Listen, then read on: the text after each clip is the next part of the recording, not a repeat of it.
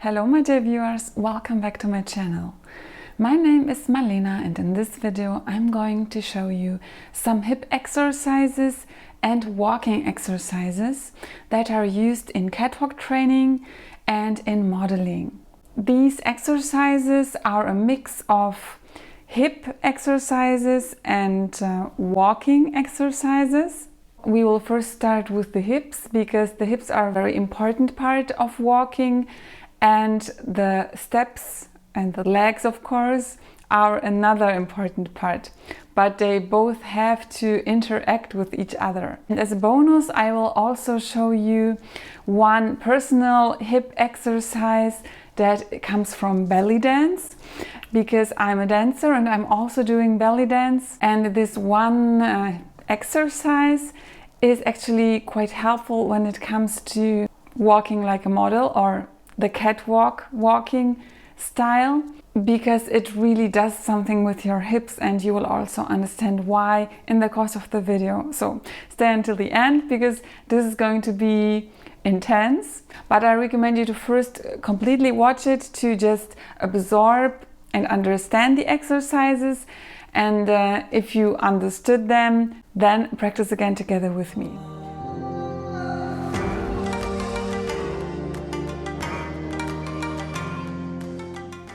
So we will start with the exercise number 1 for the hips. But before, we have to warm up. This is very, very important because otherwise you might hurt yourself.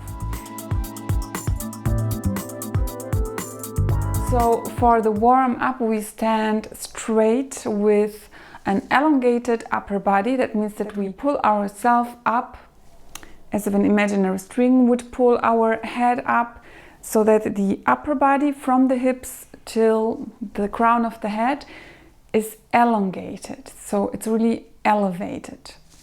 The lower body has to be relaxed, and between your knees there should be around 1 fist apart, like this. So you can test that. And also try to go a little bit down in your knees, but just a little bit. So your knees should not be totally straight and locked, but they should be a little bit flexible and bent. Okay, so in this position, we will just start to rotate our hips clockwise and counterclockwise. And this is just, we will start with very small circles, and then we will do them larger, but try to stay stable and isolated with your upper body. But of course, the larger the circles get, the more your upper body can help. So it will go out of the way. So it will just rotate together. But this is a natural movement, so it's just something that you have to release. But that does not mean that your head will move. So your head has to stay isolated. So this is also a good isolation exercise. And we will also do this in the other way. We will start with small rotations, and the larger we get, the more our upper body will move, but the head stays as isolated as possible. And now we will start with the hip exercise for catwalk number 1. And then we will go on with the walking exercise number 2.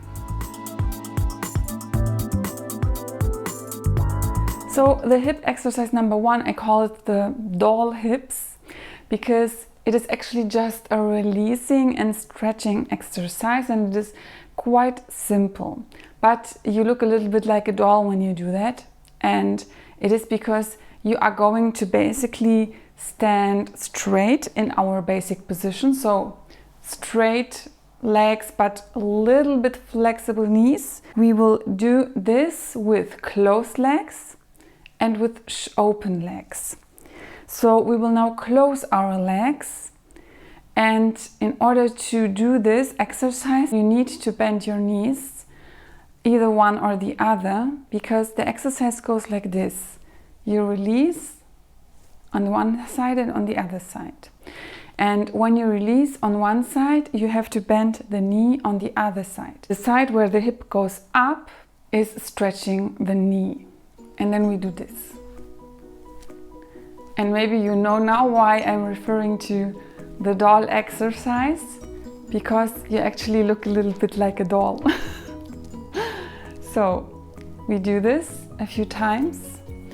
And also try to keep your upper body isolated when doing this. And stand straight. So here it's just about the hip movement, and it is exaggerated, but that's because it's an exercise. And later on, we of course want to have this perfect hip sway. We will now do the same with open legs, so open them a little bit, maybe shoulder wide, and then we do the same. And now observe what happens, what is different. I find this with the open legs much more difficult, because it is more difficult to stay isolated with the upper body. I will now show you the doll exercise from the other side, from behind. So I start with the closed legs. I elongate and isolate my upper body, and then I unlock my hips, altering right and left. And if it helps, you can also hold your hands straight like this, your arms. It will also give you a little bit more balance and stability. Try to focus on one point in front of you, and with open legs.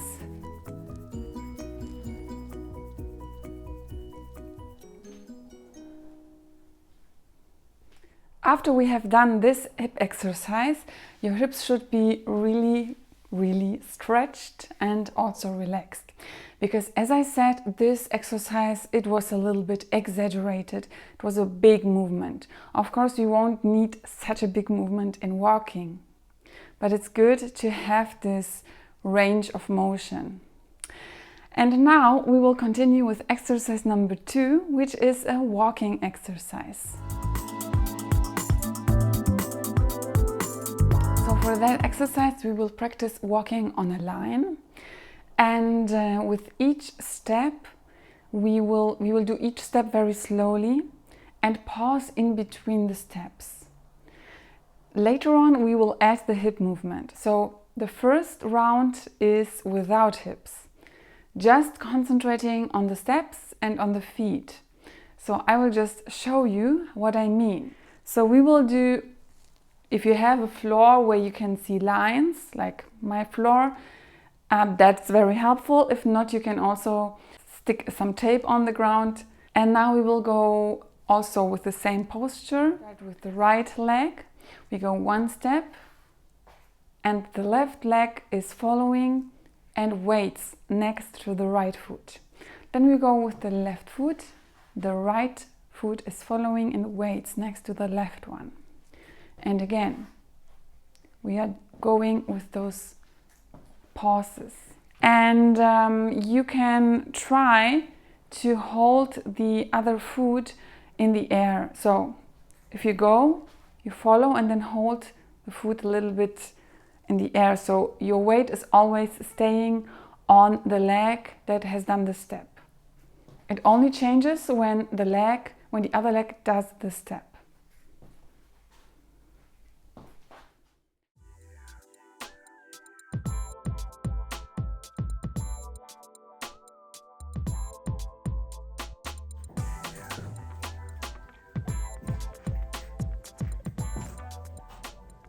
Remember to always go heel to toe, so you start with the heel and then the toes are following, heel to toe. And now we will add the hips. So with each step that we pause, we will unlock the hip on the side of the walking leg. So the side where you did the step will also be unlocked, but we will keep the pauses, which will make it a little bit more difficult to balance.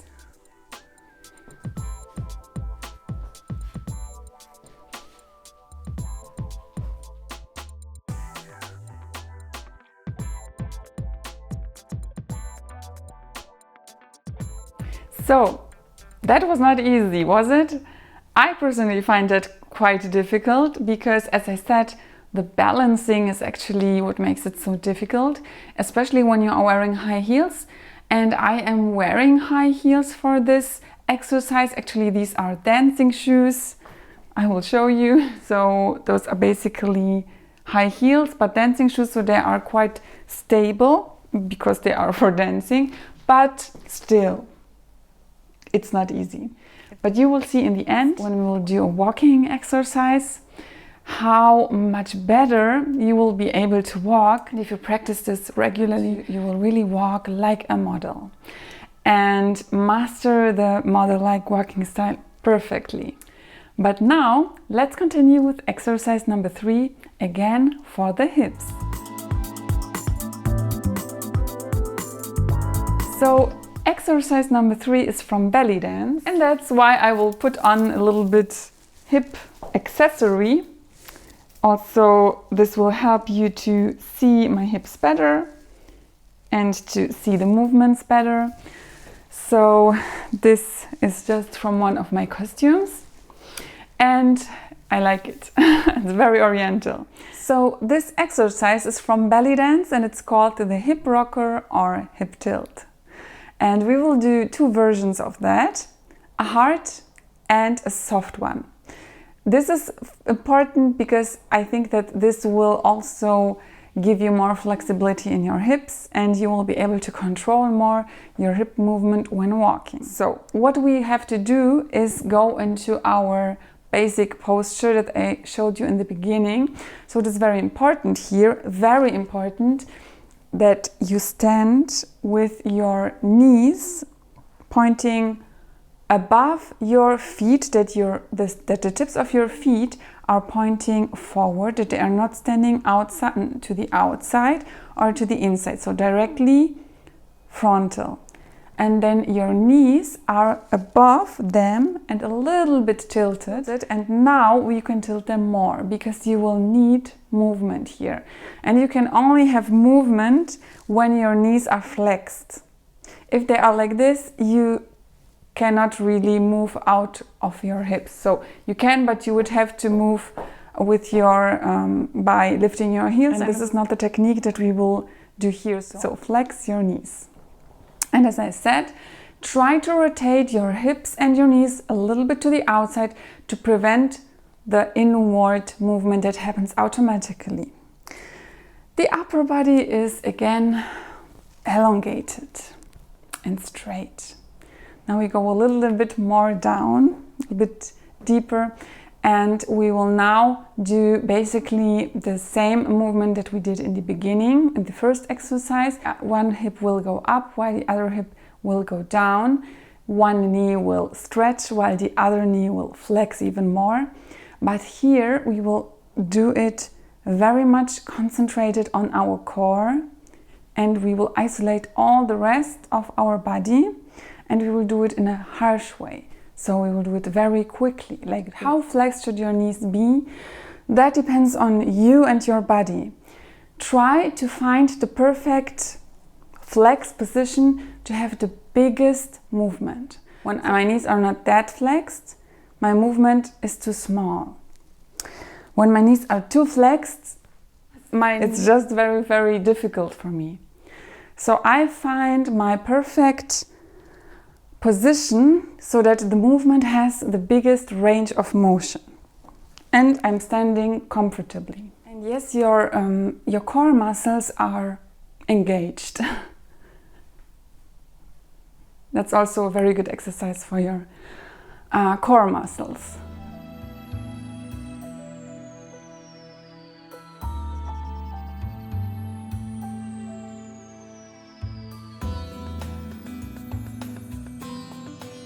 So you can do these with your favorite music, use the music that you like. It doesn't have to be Oriental music, and then just do one song for each movement, and this will be really enough. You can also start with a little bit less in the beginning because it's quite exhausting. You really concentrate on this area, on your core, and you really engage your muscles, and also isolating is quite needs a lot of concentration also. Now the soft movement is basically the same, but it is soft, and I will show you what is the difference. So the movement itself is not really different, but instead of like shooting the hips to one side and to the other, you will do it very soft. And in the end, we will sit in our hips a little bit. So we sit, and we sit, and we sit, and we sit. And we will do that a little bit slower and softer. This also needs or requires a lot of concentration, because you have to also stay isolated with that too. I know these exercises are very intense.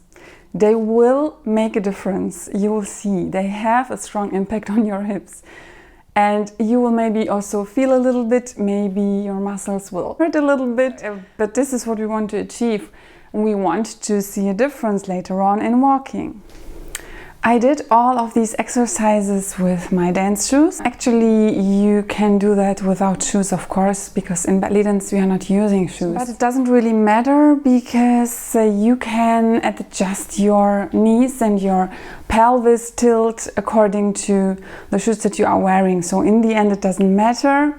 You can also practice without shoes. And now we will put everything together and practice our catwalk. We will first walk with locked hips, then we will do with released hips, but natural released hips, so we will not force anything on our hips. And then as a third type, we will walk with exaggerated hips. That's why we did the second exercise, where we really exaggerated this doll exercise. And you will see a difference in the walk, and you will also be able to switch in between and find out the right hip sway for you. What is important for these kinds of walks, or for the model-like walking style, is that our upper body will remain isolated and our gaze will remain straight forward. Now we will concentrate on our lower body, and the upper body is straight, relaxed, and the arms are just swinging next to your body.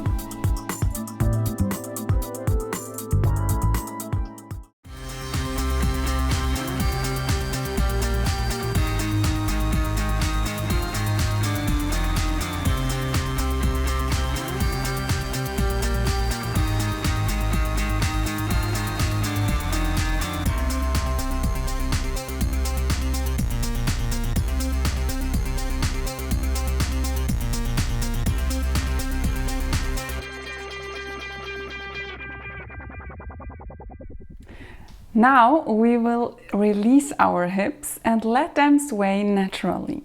Remember the exercises that we did. The walking exercise was for controlling your steps, and the hip exercise was for controlling your hips. But now we will try to just let them go. We will try to unlock them and sway them a little bit more than before.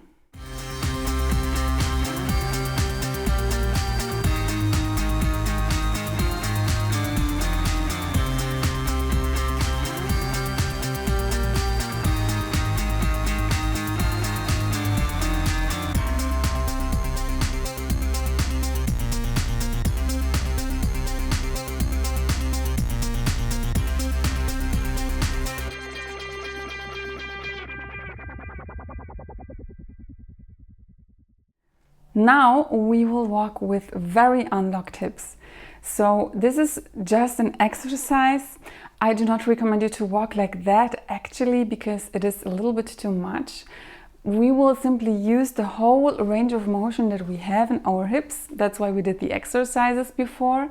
And you will simply sway and exaggerate them as much as you can. With every step you will use the complete range of motion that you have. And this is just to see how it would feel and how it would look for yourself, because later on you can walk like in the first or in the second version, and this will be also much more practical to do. But just for you to know that you have this range of motion, we will do that now.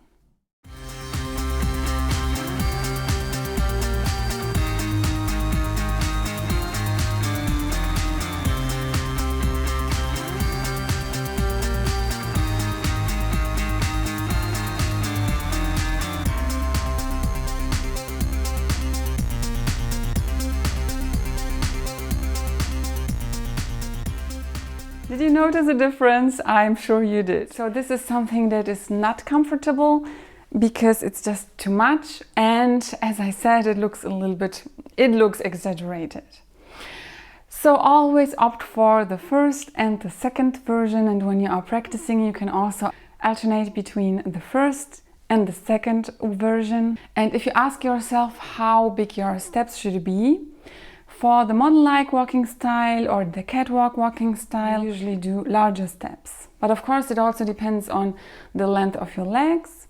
Do what is natural for you. But as this walk is generally more expressive and more bold and more confident, larger steps are also a very good fit for that, because they will also allow you this energy. So these were actually just a few exercises. There is much more that you can do in order to perfect and develop your walk. Also, I would like to teach you how to turn in a very elegant and model-like way. I will do another video about that. So if you're interested in learning more, then it is time to subscribe and click the notification bell so that you don't miss any of my upcoming videos. There will come much more. And if you're generally interested in femininity, poise, then you are right here on my channel. I will see you in my next video. Have a nice practice and bye bye!